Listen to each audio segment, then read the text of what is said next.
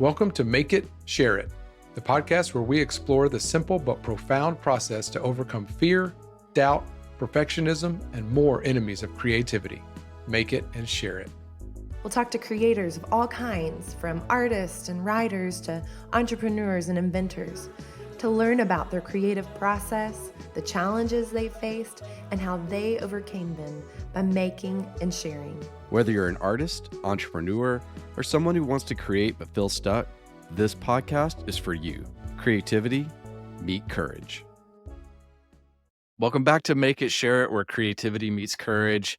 Excited to have a great conversation today with a multifaceted creative and artist, J. Paul the Carpenter. Welcome to the show. What's going on? What's going on? What's up, man?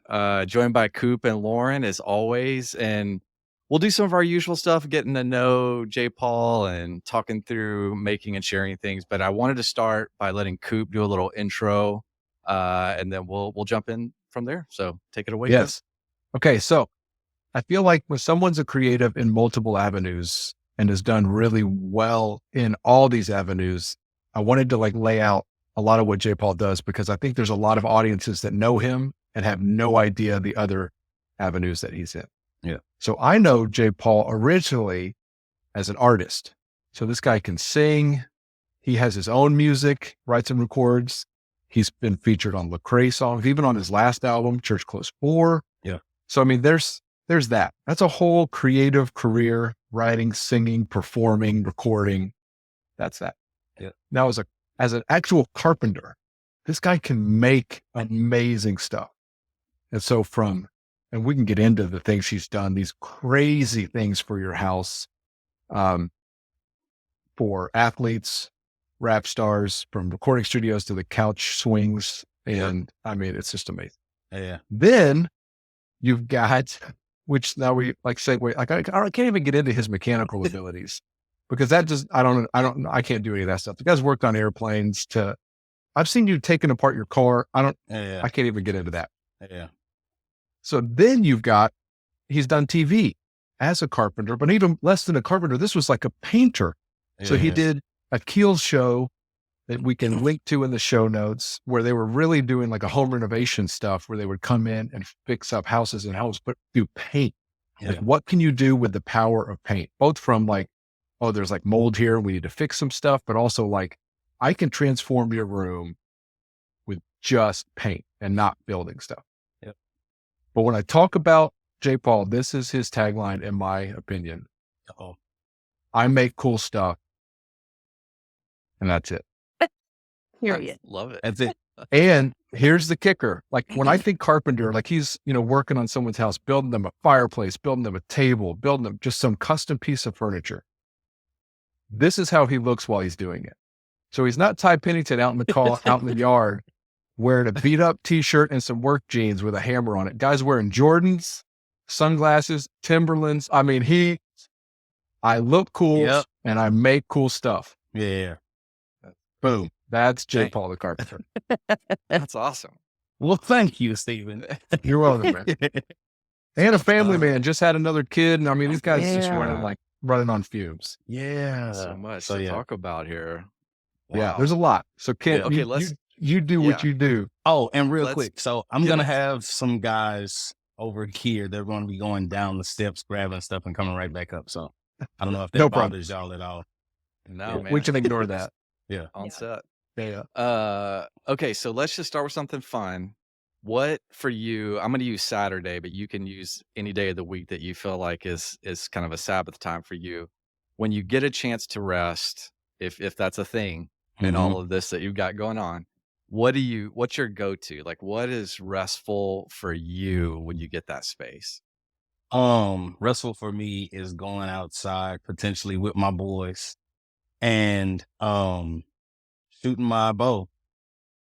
Oh, okay. That's just restful for me. Like, let me go outside in the backyard, shoot that, and then we'll come inside. Me and the boys will come inside, and sit down and watch a good movie with Aaron and the new baby. So yeah.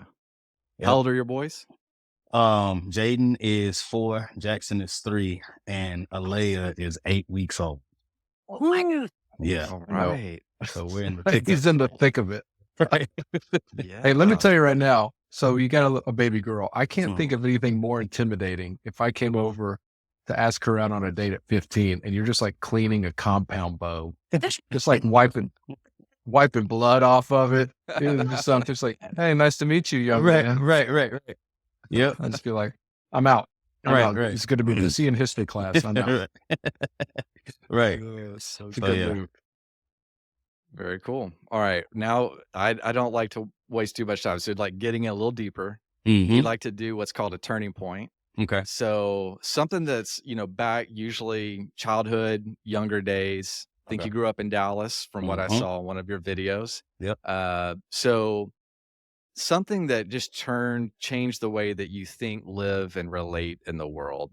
It's something you look back now and, oh man, it's when I do this on our screen, I get the thumbs up. Yeah. But it's just something that your life, you look back and go, man, that really fundamentally changed the whole direction of my life. Yep. What's one for you when you look back and think back something that really turned life for you? Right. So one thing that kind of turned life for me was, of course, I like having a great mom growing up, right?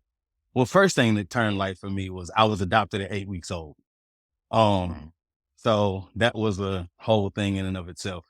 Now, of course, I've always known I was adopted, but my mom has always been my mom. I don't know anybody different.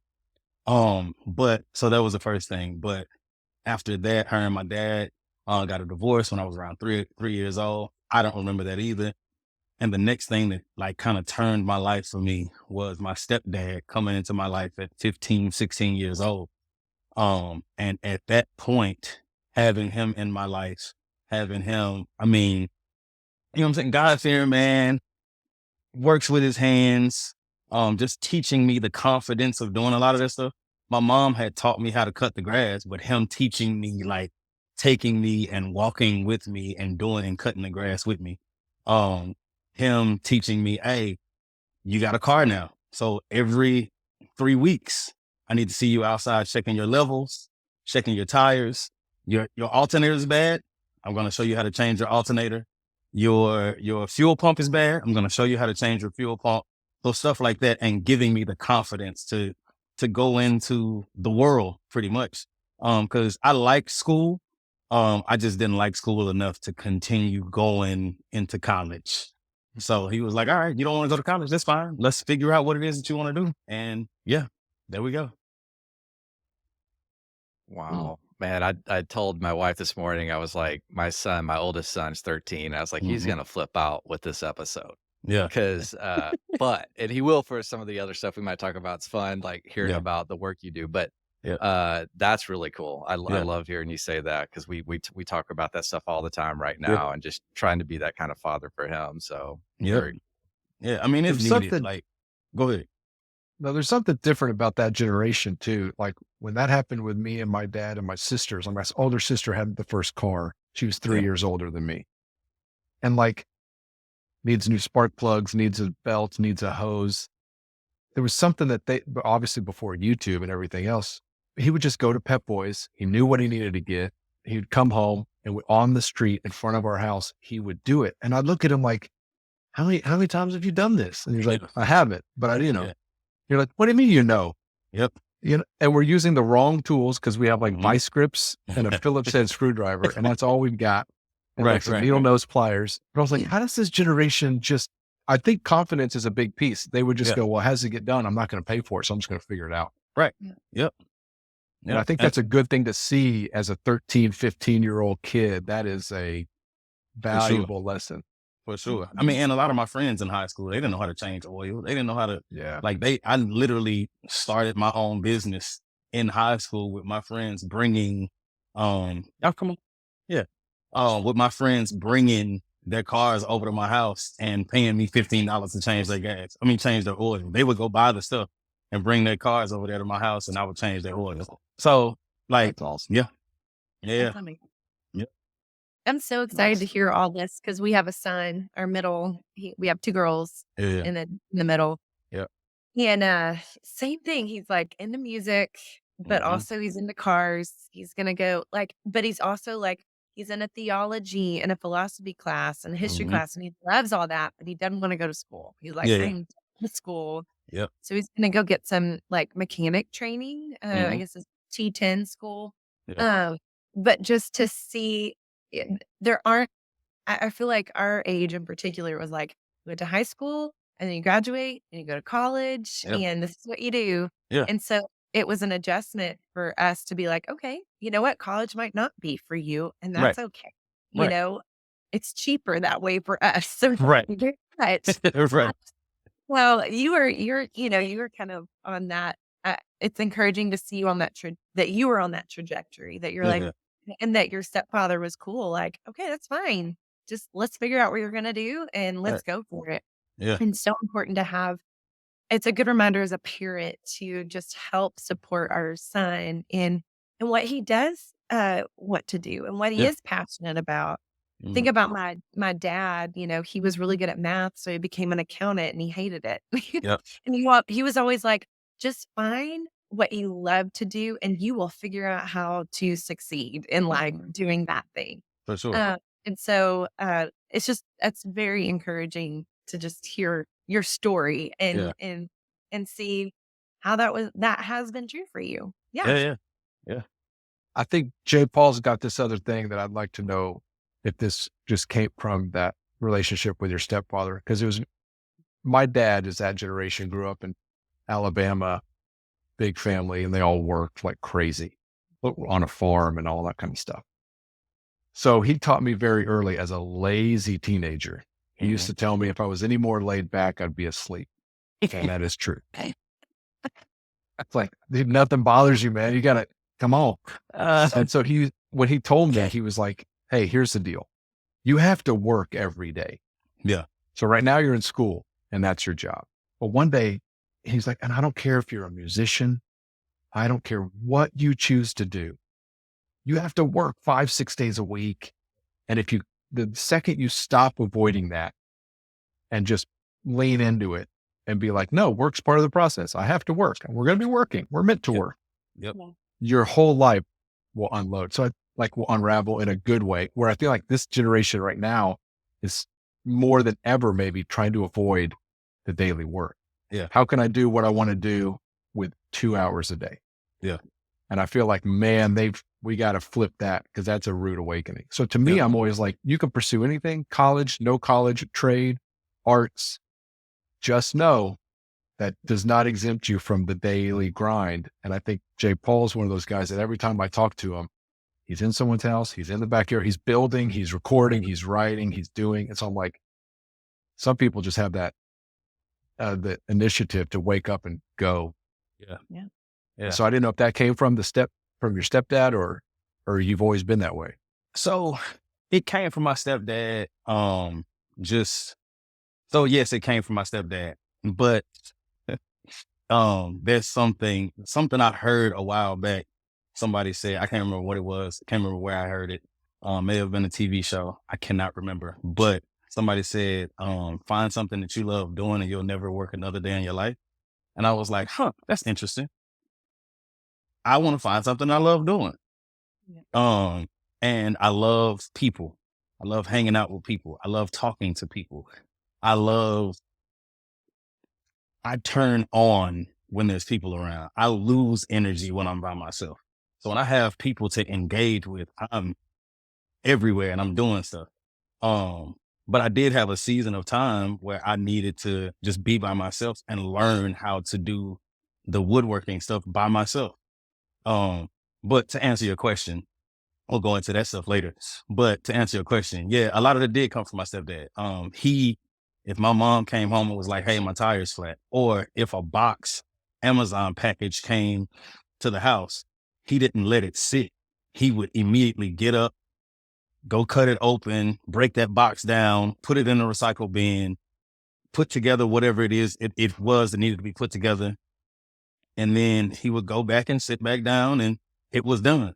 And I'm like, but growing up as a kid, 16, 17 years old, I'm like, good for you, buddy. I'm not doing that. You enjoy doing that.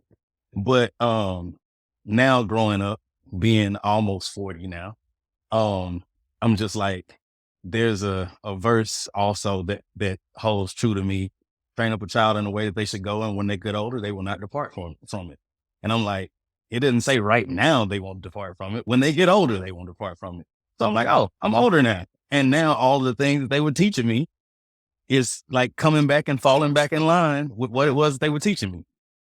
So yeah, I mean, it just took time. It took time for me it took me getting a family, having a wife, knowing that if I don't do the things that I need to do, me and her are going to be at it for a little while. So yeah, I mean, and I want to teach my boys. I want them to know, like, your sister or your mom needs help with something, or your brother needs help with something, help them out and get up. You know what I'm saying? Take initiative to do something for somebody. So yeah. Great. Yeah, I'm 45 now, and my dad and I share the same first name.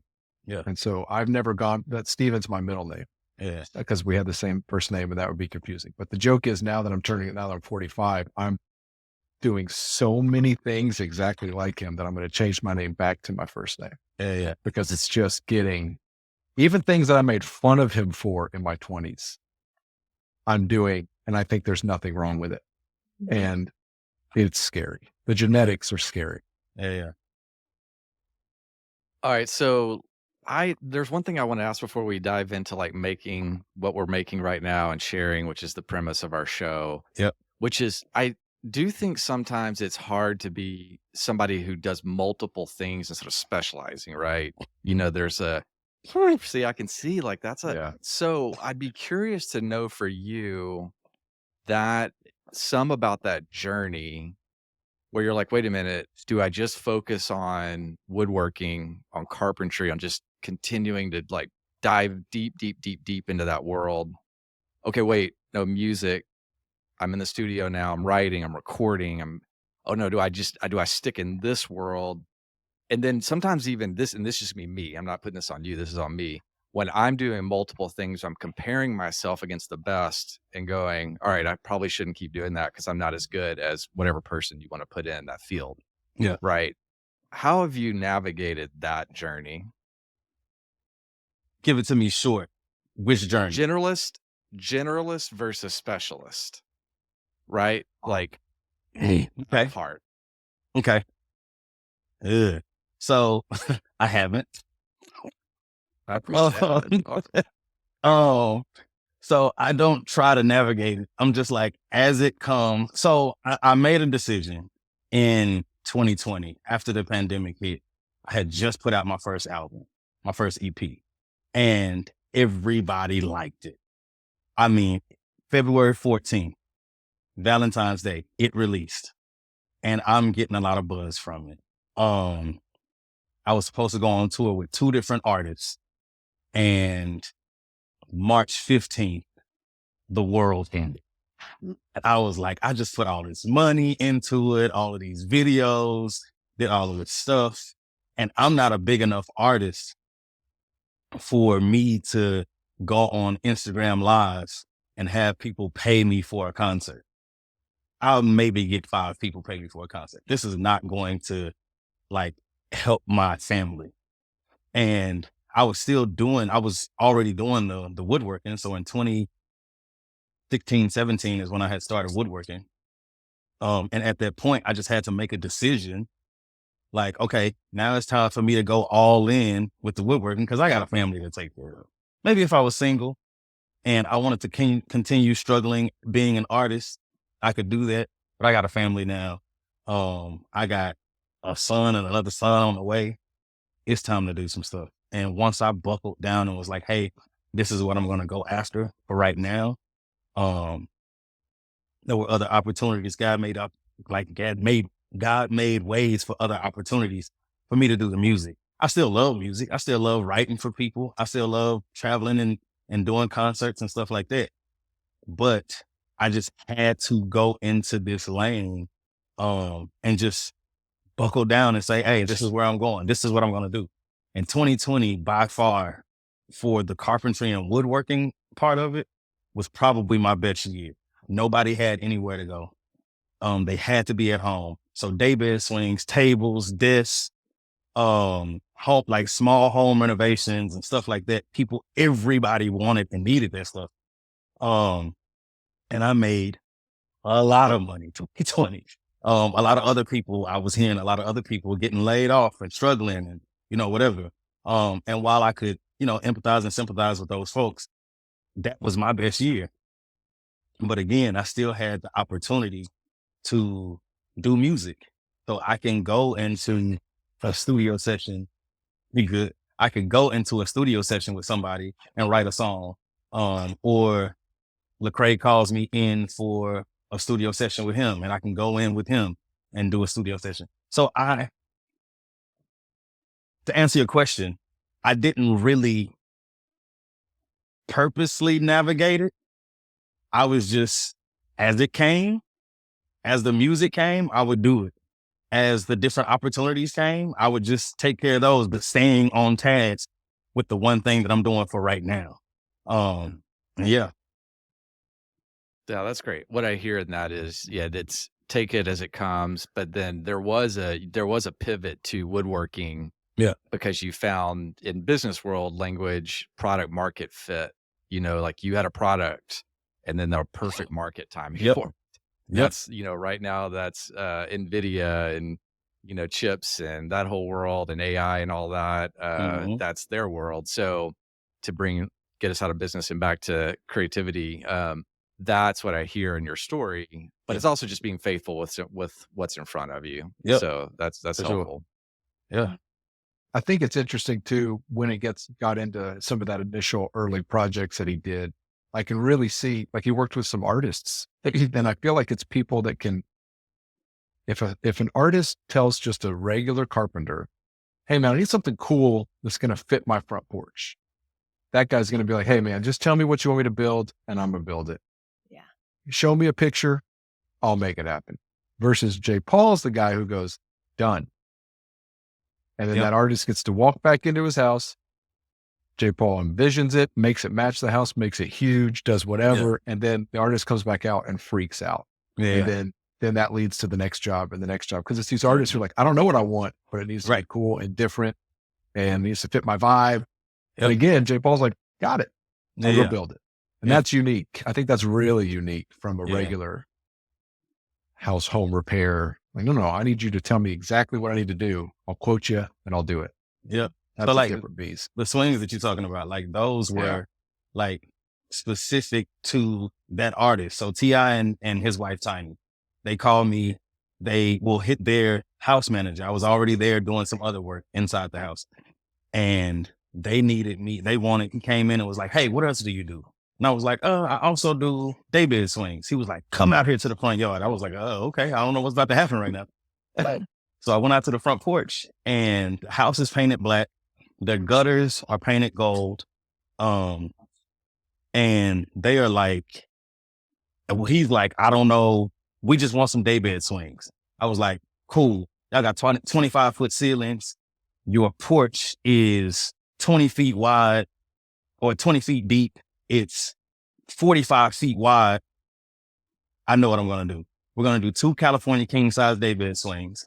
And since you have a black and gold house, we're going to do a Versace print in the back. We're going to paint them matte black with the gold Versace print in the back with your letter H instead of the Medusa head thing. We'll do the H with the Versace print. And they were like, I don't know how you're going to do that, but cool, do it. So making it like going in and just making it happen. And then the day that I finished it was his birthday. And he comes outside and he's like, yeah, this is different. And she's excited and their whole family is excited. It had the LED lights under it. They got charging ports on the front on the armrest. They got cup holders. And to see on one side, you've got 8 adults sitting on one. And on the other side, you've got 15 kids sitting on the other one. And they just get a chance to just hang out and enjoy each other.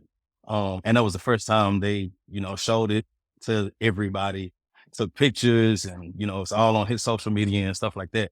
So all of that, like that's the creativity that I like to bring and stuff. Yes, I know how to build things, but it's a different thing. Just knowing how to build it and knowing how to say, hey, I know your taste, so let me create it the way you would want to create it. I know he's a super gaudy person. So Versace print, California king size David swings with LED lights under it. That's your thing. So That's yeah. great. Yeah, Yep. it's like what you know about that. You said I know all about Right, this. right, right, right, That's right, my right. dad jokes, guys. Boom, done. But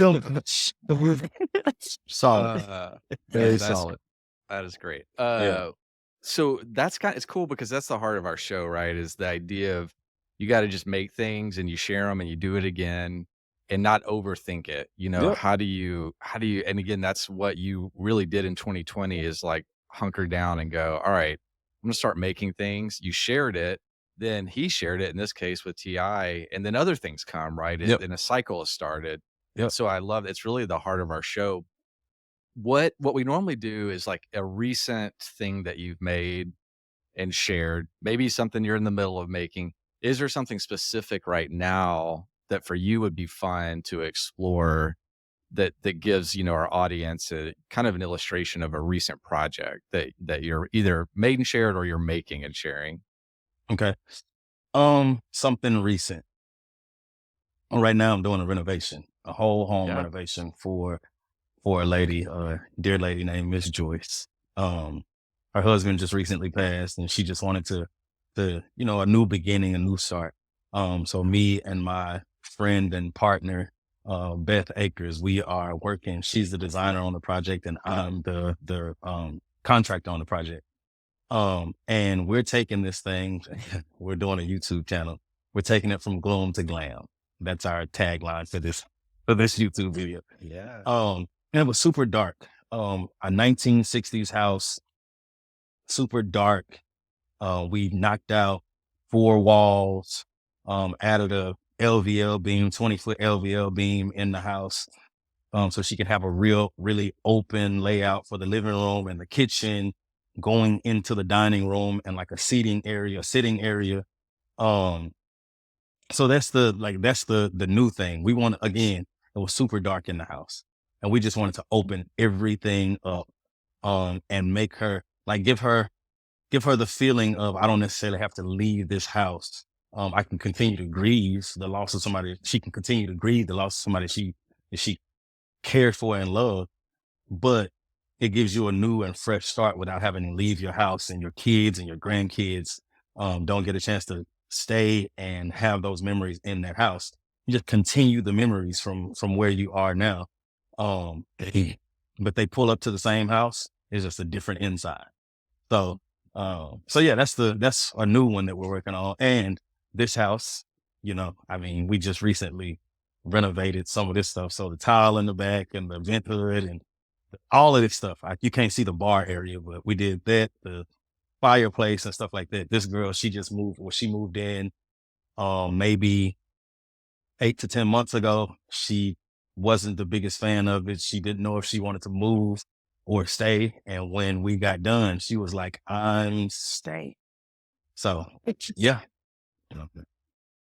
Yep. What's it like for you at the beginning of a design build, working with a partner? Like, are you going in and thinking of mood boards? Are there, things you're putting together, visuals or Pinterest boards, or like what's the beginning part of that, making that particular project for you?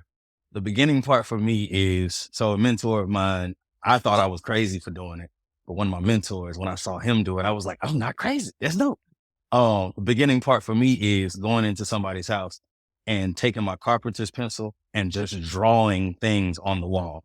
So, okay, 32 inches, this is where the bar is going to go, and making the size of it inside the house so I can see it in the house.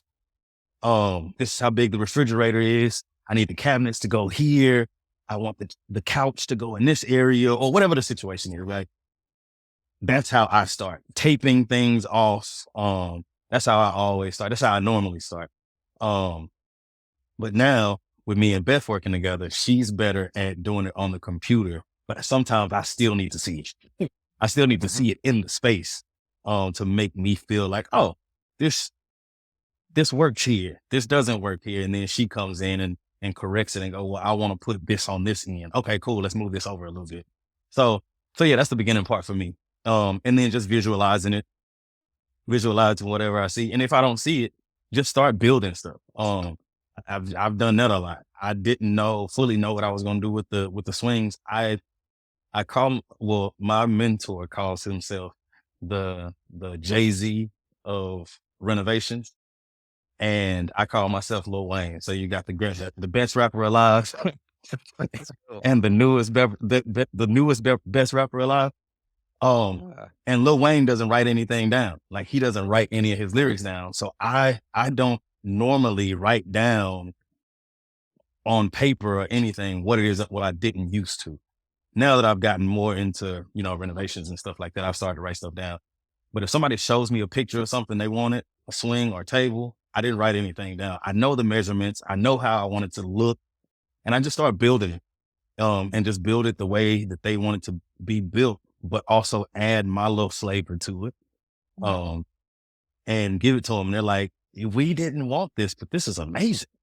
So yeah, like I said, that's it sounds to me like he's like, besides being visual, like as a musician, I hear it as like somebody that can play by ear. And it's like, Yeah. there's a lot of guys, and some of the most talented guys I've ever seen. I love it when there's like musician talk happening in the studio. So guys talking about theory, or they've analyzed a song in a way, or something's not working. And they're looking at the guitar player like, yeah, we need something new. And he's like, yeah, I don't understand a word y'all just said. Right. So why don't you just play it for me and let me mess around for like 5 minutes, and then I'll answer it. And so I'm like, that's how you sound visually. Like, no, just put the cat away. I have to walk into their kitchen with a pencil and I'll solve all your problems. Yep. Or I'll just pencil and a tape measure. Yeah. Or let me just start building something. I love I don't even know exactly where I'm going. It'll reveal itself soon enough. Sometimes I've heard that paralyzes a lot of people. So it's interesting the different techniques or methods that you can do. And I bet to a lot of people, it looks like you're winging it. Yeah. But there's just so much in your head that we can't see. Yep. That's interesting. I mean, even this bar area that I'm sitting right next to, like, I didn't fully know what I was going to do. And then going back and forth with Beth, I was like, I got it. Let me just figure it out. Let me go in here, start putting some stuff together. Take my measurements, of course, and I know what my ending measurement can be. And from there, I'll just, figure out what to do with it from there. So yeah, just coming up with a wine glass holder just on the fly. This is my measurement. This is the space that I can deal with. My glasses just need to fit in this amount of space. Cool. Let me make this wine glass holder. I did a drum cage. I did a drum cage for a church here in Atlanta. And they said, oh yeah, we just want it to be 10 foot by 10 foot. And, however tall it needs to be. I was like, yeah, you better give me some measurements, because if you don't. And they ended up, they joke about it, but they say, who's going in a tiny house to play today? Because it literally looks like a 10 foot by 10 foot tiny house, and with glass all around it. And they love it though. I mean, I randomly came up with the idea, told them what it was going to look like. And then I was like, well, let me show you what it's going to look like. Gave them a CAD drawing of it, did that, and they love it. I mean, I've had multiple people come back asking if I can make one for their studio or for their church. And then they ask me for the price, and they're like, never mind. Oh yeah. Yep. Okay, I have a question. I have a couple questions. What was the first thing you ever built? And then what was favorite thing that you've ever built?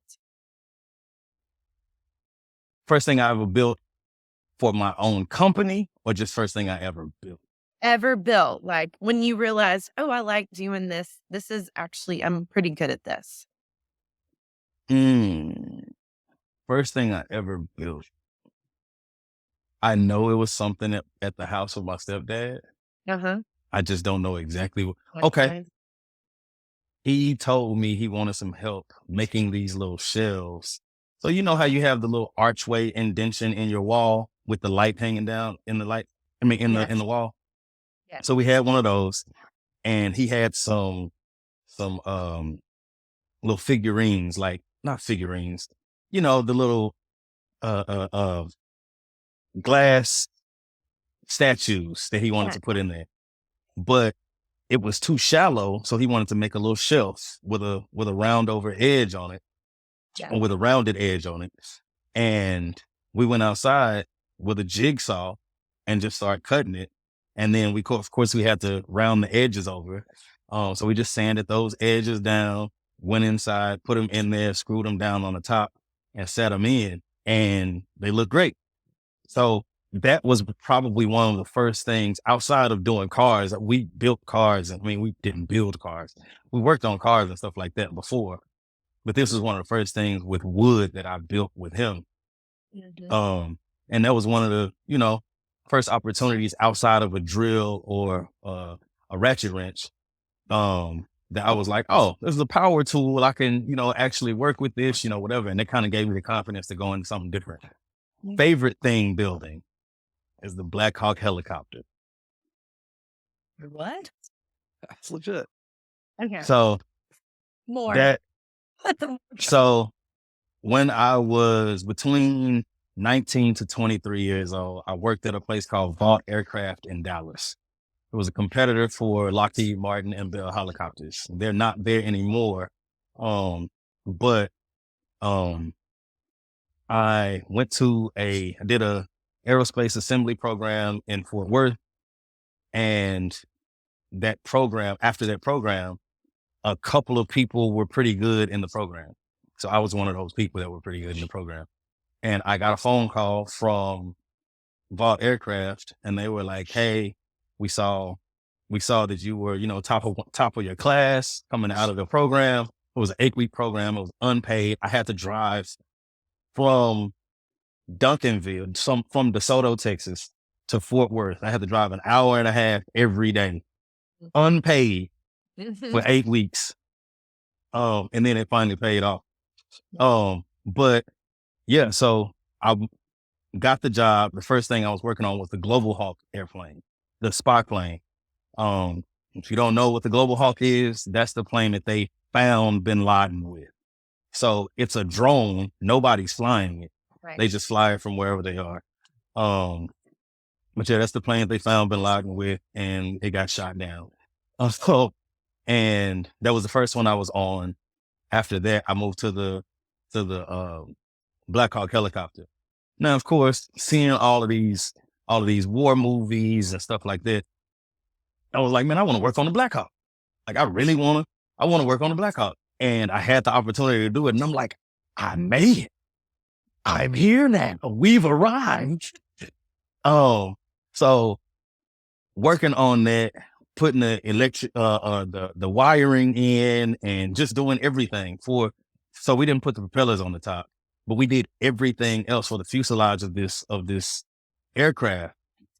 And it was just fun. It was fun to go to work every day. They didn't have to ask me if I wanted to do some overtime. I'm here. Yeah. You want me to come in early? I'm here. You want me to stay late? I'm staying. And then I moved from there to the C-17, the Gulfstream 4 and 5s, a bunch of Boeing airplanes, the 777, 787. So all of the Boeing airplanes I've done a lot of. So Race. Yep. I was not expecting a black. Yeah. You really Yep. Yeah. bar. Right. Amazing. So yeah, yeah. All right. I got a Favorite question thing. then. In this world of like a lot of people are, have like in guitar, you might have private lessons in your teens that taught you guitar, or a mentor like a stepdad who's showing you the ropes, because the apprenticeship, we've kind of lost that awesome relationship where people got an apprenticeship in a certain thing. Yep. Did you ever take shop in high school? No. Did you ever okay, so you never even, cut your teeth and learn these techniques from like training at that level? Nah. I mean, Interesting. again, so if I can go into this, after I hopped off the road with Lecrae, I was just trying to figure out what it was I was going to do. And I was at home, no job, was tired of being in hotel studio buses. studios, hotels, tour buses, airplanes. So I was like, I've been here for 2 years.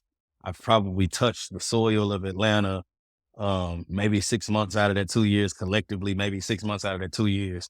I just want to sit here, just want to be here for a while. And I was at home and we had something delivered. I can't remember what it was. We had something delivered to our house with me and my roommates, and it came with a pallet. It came on a pallet, and they left the pallet. Oh, that's what it was. When we moved into this house, we didn't have stoves, microwaves, anything. So the range came on the pallet. And we left the pallet outside for a while. And I was just randomly scrolling through Instagram and I saw that people were making stuff out of pallets. And I was like, oh, okay, let me go get a drill. So my then girlfriend, my now wife, she had a drill at her house. It was a corded drill, worst drill you could ever work. Like, like a terrible drill. And I just made a desk out of it. And one of my roommates walked in my room and was like, bro, what happened to that pallet that was out there? I was going to try to use it for something. I was like, my bad, bro. I just made a desk. He was like, you just made a desk? He was like, when did you make a desk? I said, last night. And I stayed up to like 2 and 3 o'clock in the morning, just piecing this thing together. I went to Walmart, bought some screws, bought a jigsaw, and I was just cutting this thing up in my room and just made the desk out of it. And he was like, bro, can you make me one? And I was like, sure. But it was already having the prior knowledge of working on the airplanes and stuff like that. I'm like, if I can cut and drill through titanium, wood is easy. Mhm.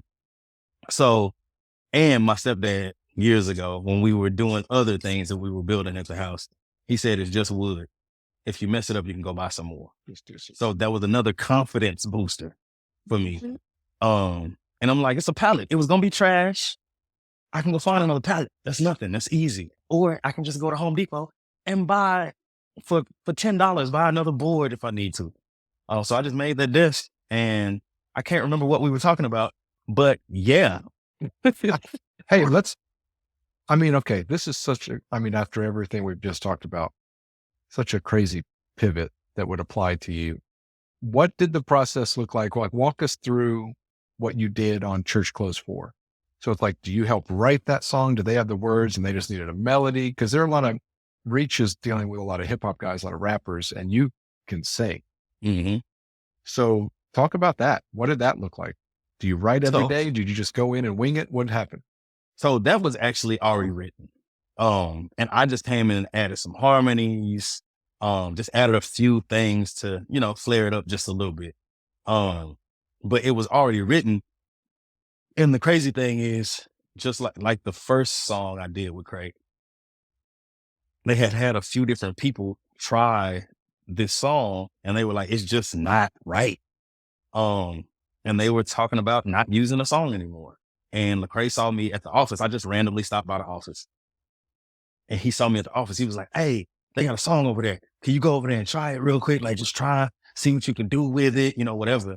And I went in, 15 minutes later, came out. And I remember the engineer was like, bro, it's taking everybody else like an hour, 30, 2 hours to come in and try this song. Like, you knocked this out in 15 minutes. Appreciate it. And then Lecrae, I went back over there, got him, walked him back in, and he heard it and he was like, bro, this is it. You saved the song again. And I was like, bet. So, but the first song was just like, yes, first song was Just Like You. But All I Need Is You was the one where they had 7 or 8 different people try to do this song and nobody was doing it justice. And they threw the song away. And Biz called me one day and was like, hey, I want you to go into the studio. I'm going to pay for the studio time. He was in Atlanta. I'm going to pay for the studio time. Go to the studio, try these 2 songs out, and we'll just see what happens. I went to the studio, and I'm not going to lie, I absolutely hated All I Need Is You. And I just started adding things to it just to make it sound the way I wanted it to sound, just for my own ears. and sent it back. And next thing I know, now it's the leading song on the album. It's Grammy nominated. It's Billboard #1. It's gone gold. And I'm just like, that's crazy from going in the trash to all of this stuff happening with it. So yeah, I mean, music has been great. Music has been fun.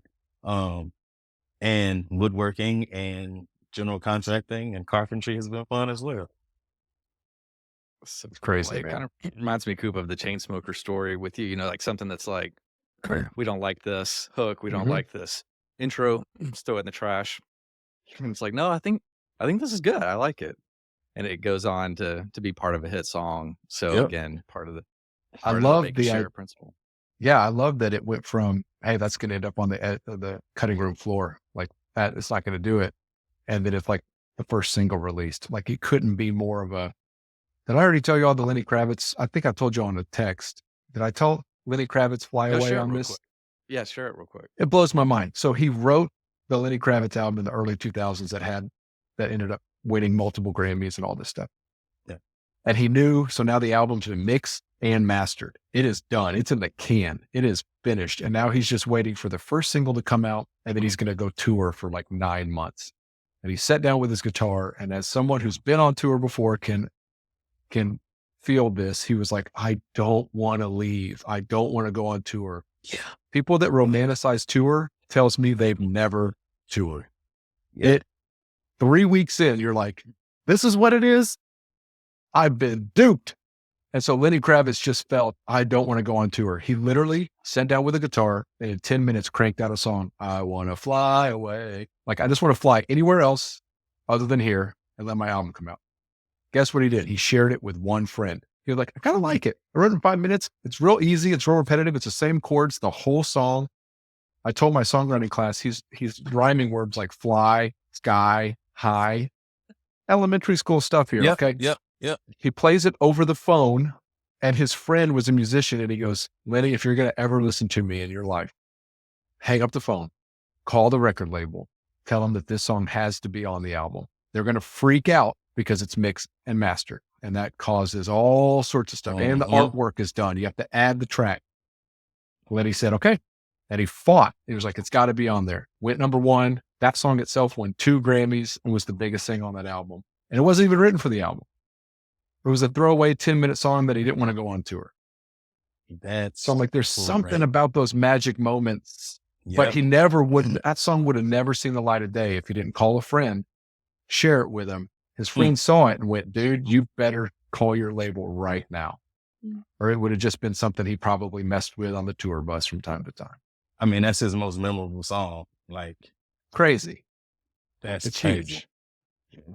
So yeah. What with sharing, just, I know we don't have much time left, but I do, in the part of sharing, is any part of that, once it's done, you've made it, song, something, a desk, chair, whatever it is you're making, is there any part of the sharing it, whether it's custom design with someone or it's a song that's hard for you, that's been hard, or getting that word out and telling the world, hey, I made this, I want you to benefit from it? Or is that something that's always been, you're good with that? It's like a fun part of the process for you. So no, that's a fun part of the process for me. I'm real big on family. Again, me being adopted and, all of those things. I'm really big on family and friends and calling friends family. So making the things that I've made are things that bring family and friends together. So tables, daybed swings, whatever it is, coffee tables, whatever it is, it allows the family and friends to come together. So it's fun for me to give those things to people and see them, like, see one of my clients' daughters, 2 years old, can just starting to walk or whatever at a year old, run up to this daybed swing and trying to climb up on it.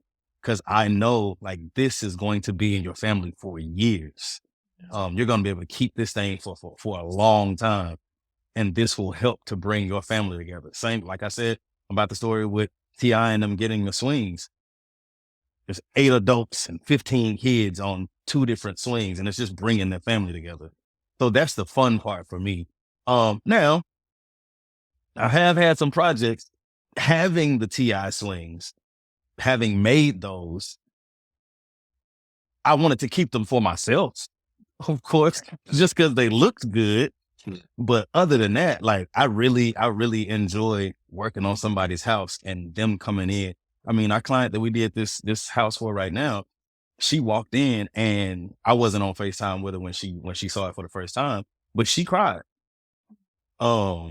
Even the lady whose house we're working on right now, her son walked in and it was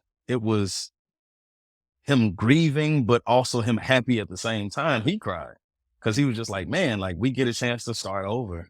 And even though I can still see the house, but it's still hard for me to wrap around my mind. My dad won't be here to be able to enjoy this thing, and we will. So again, having those moments of bringing this thing in or revealing the house or the project or whatever it is to the person is just enjoyable for me. I mean, it may be selfish. I don't know if it is or not, but I really like it. I really enjoy it. No, I think it's the opposite of that because, and what I hear and what I think for our audience is good is when you're, if you are struggling with sharing something you've made, think about the impact it can have on others. Like I Yeah. love that visual, right? Whether it's a song that might be something that gives hope to somebody that needs it, or, you know, a piece of furniture that's bringing a family together, like lifting your eyes up from like, and honestly, like even when we make things, our eyes are down. We have to have them down. They're kind of inward. But then when you share, it goes out. And like, so what can you imagine about what it might do for others? And that gives you the courage and the joy to share. So I Right. think it's the opposite of selfishness. I think it's actually looking up from self Yeah. and now sharing with others. Yeah. I mean, in the beginning, though, I'm not going to lie. In the beginning, I was scared to share for fear that it wasn't going to be good enough. So that's also been a thing as well. I think I've even text Coop a couple times and just been like, hey, I feel a little bit of imposter syndrome coming on, especially the first time I went to, there's a conference in Atlanta called Workbench Con. I went to Workbench Con for the first time. Now, if you know woodworking, you know carpentry. Woodworking and carpentry isn't known to have a lot of younger looking, because I'm not young, younger looking Black guys in it. It's mostly older, middle-aged white guys. So I almost felt like an imposter coming into the space because I dress like this while I'm working and everybody else has got on flannels and work boots and they got big beards and stuff like that. And I'm like, I don't look like this at all. And my stuff is more creative, you know what I'm saying, in a sense. So it was the fear of, man, my stuff isn't going to be good enough. But the very first time I posted a swing on Facebook and posted it in our neighborhood page, posted the one for my wife. I built it for her before we got married. We posted that for her. I had 10 people, 15 people within a week sending in deposits, and they were like, we want one too. So that, of course, gave me the confidence to just keep it moving. Let's just keep it going. Yeah, that is super powerful. I appreciate Yeah. you sharing that. sure. And that's what, you know, part of the show is just to help people, you know, Yeah. like that you could look at where you are now and they could think, oh, okay, I'm gonna compare myself there. I'm not gonna be over there. So I'm not gonna try, or I'm scared of that first conference I'm going to because I'm different. But just moving forward with courage, share it. And then again, do it over again, because some of the stuff we make, it doesn't have a great reception. Yep. For whatever reason. I would say that we've talked about on the show, most of the stuff I've made in film and in advertising and all that has been okay. It has Yeah. not been game changing. And then recently having made something that Mhm. people were actually responded to is like, whoa, that's pretty cool. Yeah. But it doesn't happen all the time. So, but you just got to make the next thing and do it again. Yep. And Yep. so I love that you shared that. Yeah. I mean, highly encouraged. just one last thing, but even the TV show that I did, like that came from, so I went to Workbench Con. I heard about brand deals. I had never heard about brand deals. I was like, oh, there's another way that I can make money in this industry. Cool. Let's try this out. So I do the brand deal. And the first brand deal I did was with Kills Primer. And while I've done these Instagram videos and all of this stuff that looks good, looks appealing and is eye catching. The thing that got me the TV show was the thing that I didn't want to do. It was a blog for painting a door. Like I had to prime and paint my front door. And they called me, Kills called me and was like, hey, this blog is the most viewed blog we've ever had on our website. And I was like, what? And then the next thing she said it was, hey, we're doing a TV show and we want you to be the professional painter on the TV show. I was like, this doesn't make sense. This is stupid. So like, keep doing it. Like, keep doing what you're doing. And the thing that you think, just like the Lenny Kravitz story you just told, Coop, like the smallest thing that you don't think is anything. I'm rhyming sky, fly, high, and this is my biggest song. I am doing renovations and building studio booths and building California king size day beds. And the thing you want me to do, the thing that caught your eye was me painting a front door. This makes no sense at all. So yeah, man, keep building, keep doing your thing, keep having fun. I mean, whatever is going to catch is going to catch, and just let that be that. No, that's so good. We just had to have a kind of a tough conversation with a friend of ours that I've known since college, who's been in LA almost this whole time, to be a performer and do some things, but he's never really gone after it hard. Yeah. Hard. Like, I mean, it's like the same thing, man. You got to do this Monday through Friday. And maybe if you hear everyone else's stories, like 4 to 5 years in, they get that first pilot that turns into this. Well, now we're in our 40s with families and things are getting crazy. And we're like, you're acting as if somebody someday, without seeing the door painting video, without seeing you do work, is just going to show up to your front porch and go, hey, we have a TV show that we want you to be the star of that's going to change the rest of your life. And I'm like, I am a story guy. I want everyone's story, how that song got made. I'm obsessed with that my whole life, how these movies got made, who wrote it, how. I've never heard the story of somebody just knocked on my door and gave me a sitcom. Yep. That's the story that doesn't exist. Right. So I tell people, if you have imposter syndrome, if you're paralyzed by analysis, whatever it is that's got you in your head, no one's ever been able to make more stuff by not making stuff. Yep. So it's like, paint a door. I know that's not the end goal. You don't want to be the J. Paul the door painter. Right. But man, just paint the door. Right. Write a chorus. Yep. Write the first page of the first chapter. Yep. And just show it to a friend or a family member and just, get the ball rolling. Because sitting there and thinking of it and having all these ideas in your head will never lead to what you probably want, which is to do more of it. Right. Keep churning stuff up. Yeah. Which I'm going to change your name in my phone to J. Paul the door painter. Just right. Right. Oh man. Hey, well, thanks for doing this with us in the midst of a project, something you're making right now. And it's, we really appreciate, again, especially just sharing some of the times that were harder. It didn't always just seem to be flowing, and then, continue to make and share. What's the best way for people to follow you, just to keep in touch and see what you're up to? So follow me on Instagram at J. Paul the Carpenter. And I'm also starting Beth and I are also starting our YouTube channel. But for now, my YouTube channel is J. Paul the Carpenter as well. I'm not on Twitter. TikTok apparently is about to get banned in the US. So just skip it. Not on that either. But yeah, Instagram is the way to go for me. Awesome. Perfect. We'll put those in the show notes for everybody, so it's an easy click away. And super. Just thanks again, man. It's a great show. For sure. Yeah. Well, I hope it sounded good for y'all. Oh, let's go. Nice. Love it. That was awesome. Yeah. All right. Well, hey, thanks guys. Appreciate all the feedback we've received. Just stopping us or emails about how it's helping you create. Just got one yesterday. So keep that up, rate and review. And we'll see you on the next episode of Make It Share It. You see here, kid? You gotta just go for it. Don't think about what comes after or what came before. just gotta bend your knees, take a deep breath, and jump. And you might think, what if I fall? Well, what if you don't? What if you fly?